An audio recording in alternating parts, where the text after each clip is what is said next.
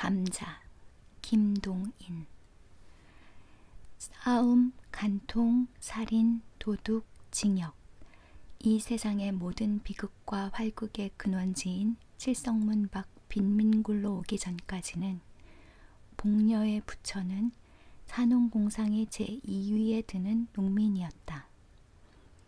복녀는 원래 가난은 하나마 정직한 농가에서 규칙 있게 자라난 처녀였었다.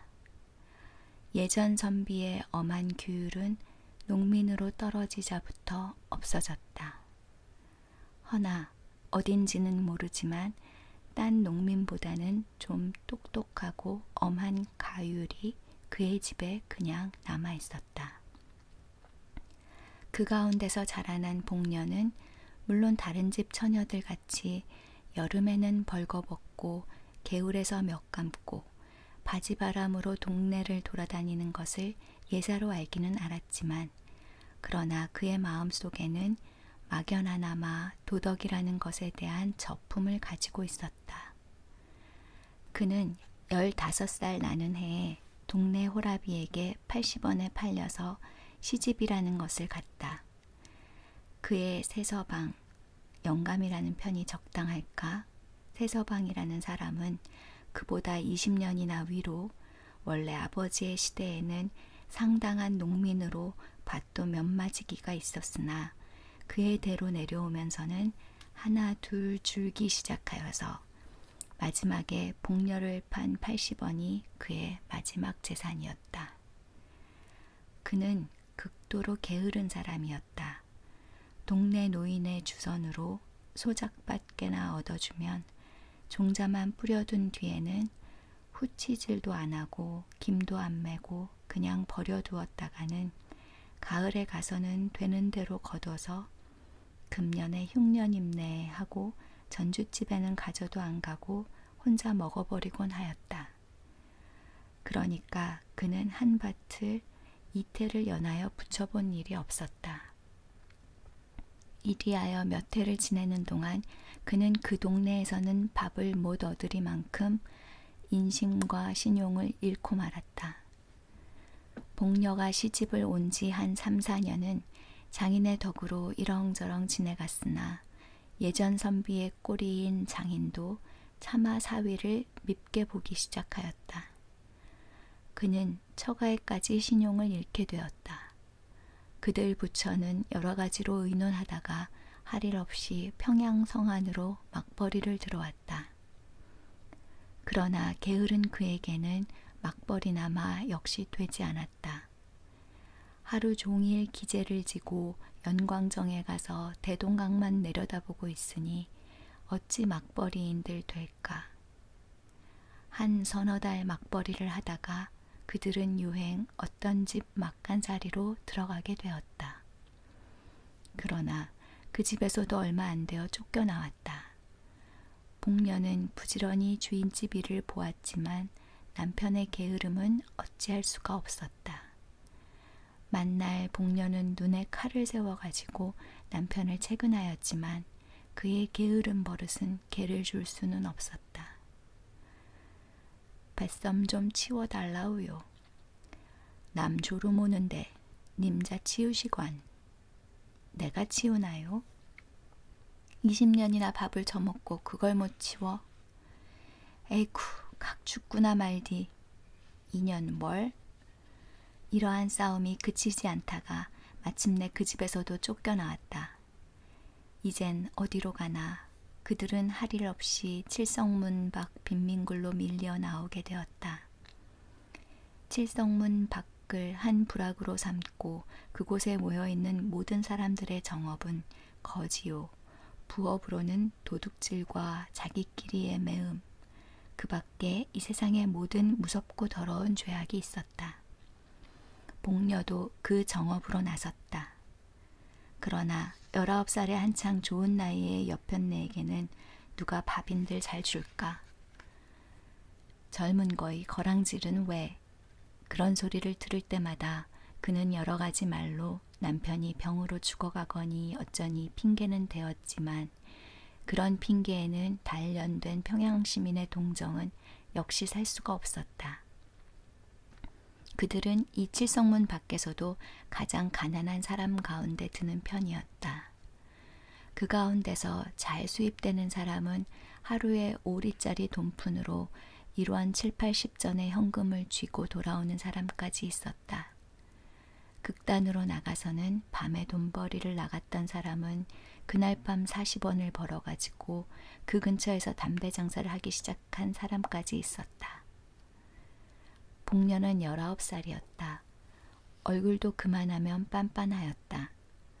그 동네 여인들이 보통 하는 일을 본받아서 그도 돈벌이 좀 잘하는 사람의 집에라도 간간 찾아가면 매일 5, 60전은 벌 수가 있었지만 선비의 집안에서 자라난 그는 그런 일은 할 수가 없었다.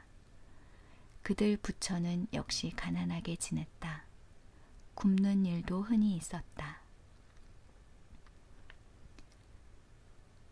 기자묘 솔밭에 송충이가 끓었다. 그때 평양부에서는 그 송충이를 잡는데 은혜를 베푸는 뜻으로 칠성문 밖 빈민굴의 여인들을 인부로 쓰게 되었다. 빈민굴 여인들은 모두가 자원을 하였다. 그러나 뽑힌 것은 겨우 50명쯤이었다. 복녀도 그 뽑힌 사람 가운데 한 사람이었다. 복녀는 열심으로 송충이를 잡았다. 소나무에 사다리를 놓고 올라가서는 송충이를 집게로 집어서 약물에 잡아놓고 또 그렇게 하고 그의 통은 잠깐 사이에 차곤 하였다. 하루에 32전씩의 품삯이 그의 손에 들어왔다. 그러나 대여세 하는 동안에 그는 이상한 현상을 하나 발견하였다. 그것은 다른 것이 아니라 젊은 여인부 한 여남은 사람은 언제든 송충이는 안 잡고 아래서 지절거리며 웃고 날뛰기만 하는 것이었다. 뿐만 아니라 그 놀고 있는 인부의 품삯은 일하는 사람의 삭전보다 8전이나 더 많이 내어주는 것이다. 감독은 한 사람뿐이었는데 감독도 가들이 놀고 있는 것을 묵인할 뿐 아니라 때때로 자기까지 섞여서 놀고 있었다.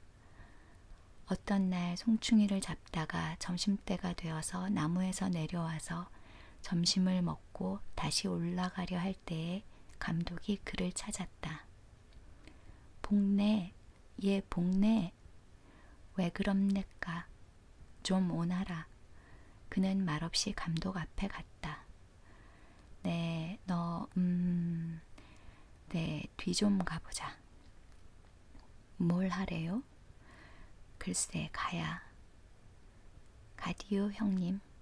그는 돌아서면서 부인들 모여있는 대로 고함쳤다. 형님도 값세다 가래. 싫다 얘. 둘이서 재미나게 가는데 내가 무슨 맛에 가갔니? 복녀는 얼굴이 새빨갛게 되면서 감독에게로 돌아섰다. 가보자. 감독은 저편으로 갔다. 복녀는 머리를 숙이고 따라갔다.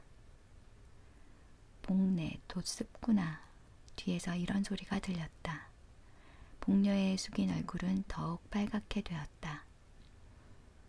그날부터 복녀도 일 안 하고 품삯 많이 받는 인부의 한 사람으로 되었다.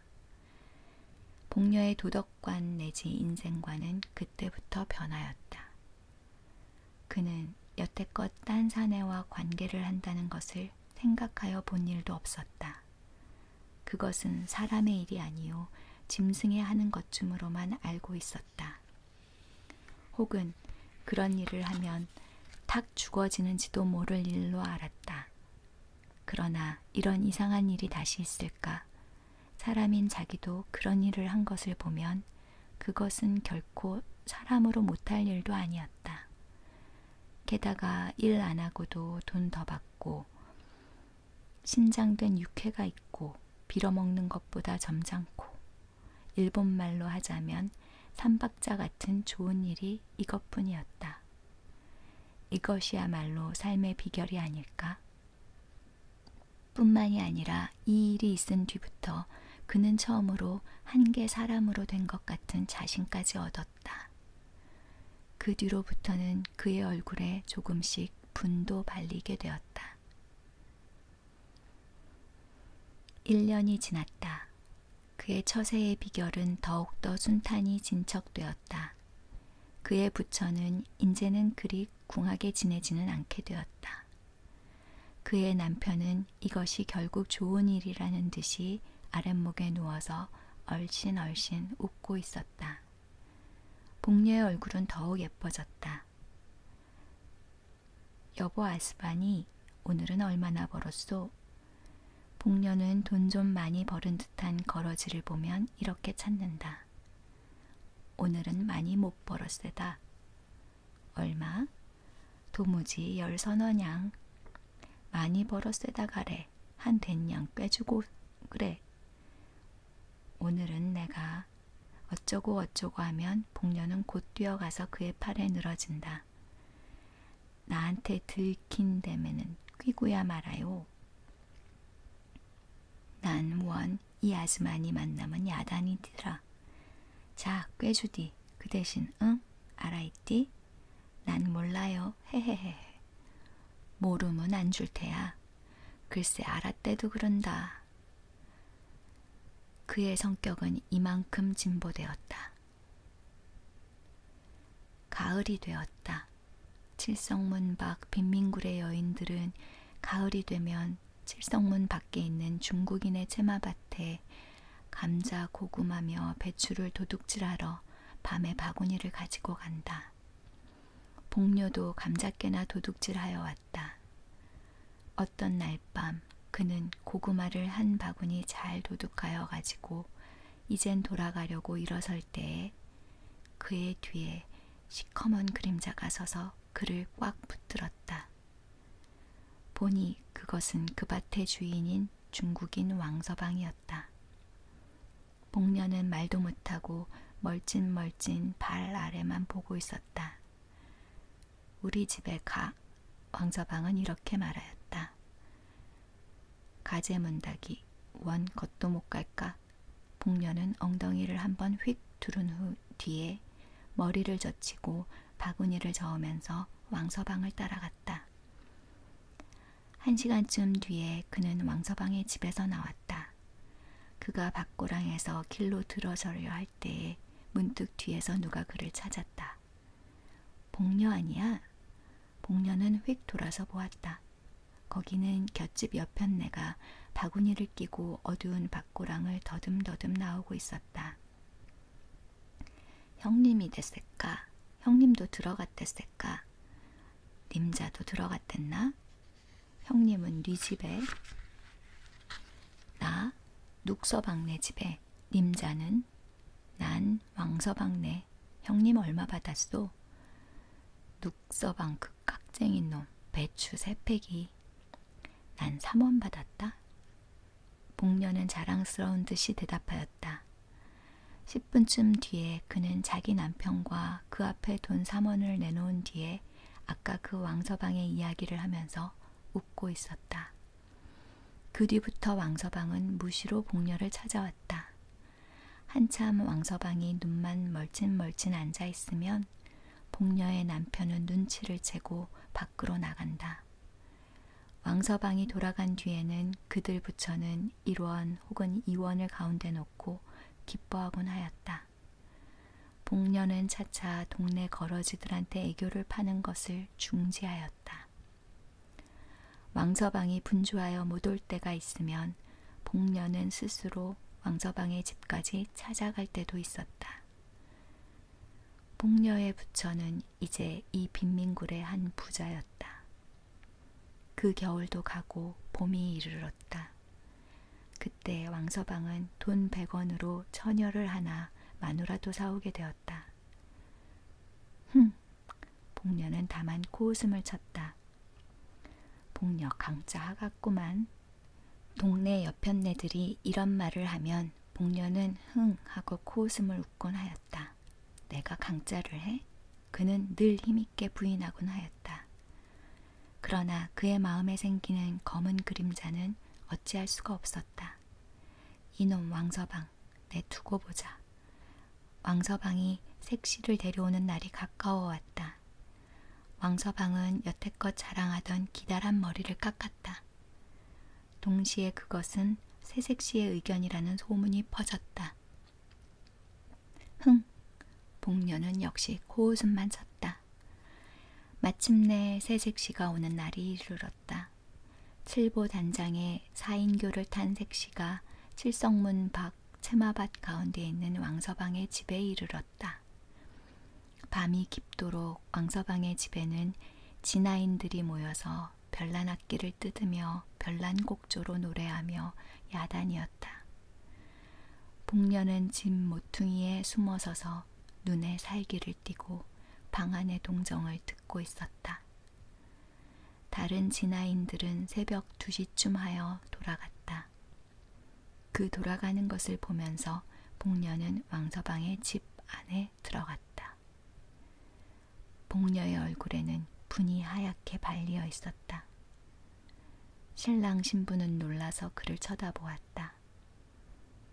그것을 무서운 눈으로 흘겨보면서 그는 왕서방에게 가서 팔을 잡고 늘어졌다. 그의 입에서는 이상한 웃음이 흘렀다. 자, 우리 집으로 가요. 왕서방은 아무 말도 못하였다. 눈만 정처 없이 두룩두룩하였다. 복녀는 다시 한번 왕서방을 흔들었다. 자, 어서. 우리 오늘은 일이 있어 못 가.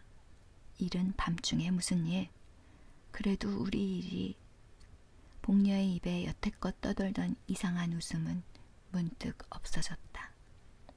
이까짓 것? 그는 발을 들어서 치장한 신부의 머리를 찼다. 자, 가자오, 가자오. 왕서방은 와들와들 떨었다. 왕서방은 복녀의 손을 뿌리쳤다. 복녀는 쓰러졌다. 그러나 곧 일어섰다. 그가 다시 일어설 때는 그의 손에 얼른 하는 낫이 한 자루 들려 있었다. 이 되놈 죽어라. 이놈 나 때렸니? 이놈아 아이고 사람 죽이누나. 그는 목을 놓고 쳐울면서 낫을 휘둘렀다. 칠성문 밖 외따른 밭 한가운데 홀로 서 있는 왕서방의 집에서는 일장의 활극이 일어났다. 그러나 그 활극도 곧 잠잠하게 되었다. 복녀의 손에 들려있던 낫은 어느덧 왕서방의 손으로 넘어가고 복녀는 목으로 피를 쏟으며 그 자리에 고꾸라져 있었다.